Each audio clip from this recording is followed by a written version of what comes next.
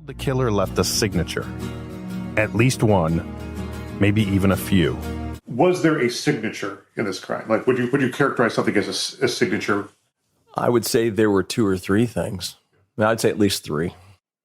Do you think those signature items would still exist? I think potentially that one or two of those things could pop up again, yes.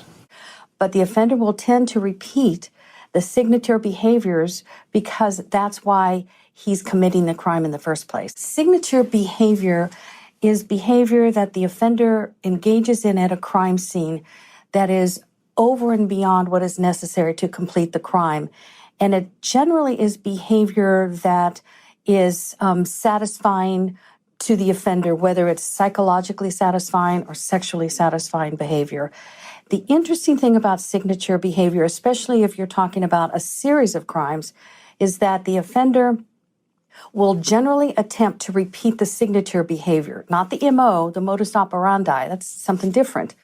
I'm curious, from your research and your expertise, is it common to have multiple signatures? Is that normal?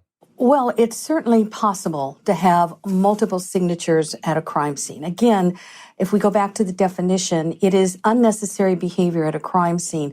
Generally, when you have multiple signatures, it's because you have a series of crimes. And so at this point, what we have is a double homicide. And whether or not there are other crimes out there, it's still unclear. But if there's behavior at that scene that is not necessary to the crime itself, so it could be sexual behavior, it could be postmortem activity. But if there are signature behaviors, yes, you can have more than one or two signature behaviors. Are signatures typically things that happen after the murder, or is there a typical time that the signature would happen? In my experience, signature can happen at any point before or during or after the crime. So, for example, predatory behavior in some crimes can be a signature. Postmortem mutilation after the murders can also be a signature. So it could occur anywhere within that temporal time frame of the crime.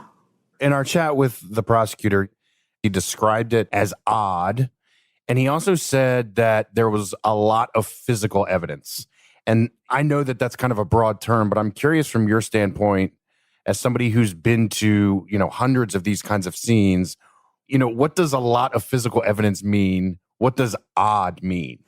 So I wouldn't know what his definition of odd is. Odd to me and odd to this prosecutor can be two different things. So let me give you a few ideas of what maybe odd behaviors might be. It could be, again, postmortem mutilation, what's done to the victims after they've died, after they've been murdered. It could include redressing the victims. It could include dismemberment. It could include insertion of foreign objects. It could be the placement and the replacement of the victims' bodies. So it could be any along that continuum. It basically could be almost anything. It could be the infliction of damage to the victims, both before death or after death. It could be, again, engaging with victims in a certain way that is considered odd. So it could be a wide variety of behaviors.